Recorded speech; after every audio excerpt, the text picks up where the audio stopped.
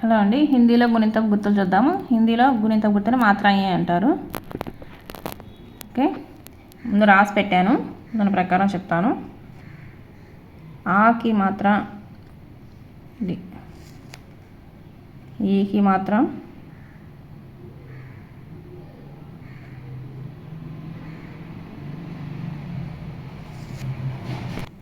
ఇక్కడ కొంచెం కన్ఫ్యూజింగ్ ఉంటుంది, మీకు కొంచెం అర్థమయ్యేలా చెప్తాను. ఈకి మాత్ర ఇటు వస్తుంది, ఈకి మాత్ర రివర్స్లో వస్తుంది అన్నమాట. ఇలా ఇక్కడ మనం కీ అనుకోండి, కీ ఇలా రాస్తాం కదా, కీ వచ్చి ఇలా రాస్తాం.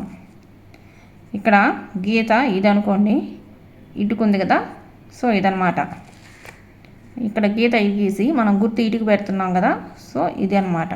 ఇది కొంచెం కన్ఫ్యూజింగ్ ఉంటుంది. ఈ రెండు అవి మీకు అర్థం కావడం కోసం ఇలా చెప్పాను.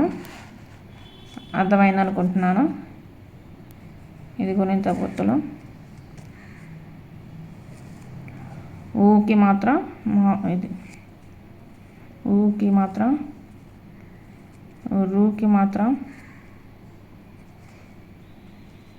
ఏకి మాత్రం, ఐకి మాత్రం, ఓకి మాత్రం, ఔకి మాత్రం,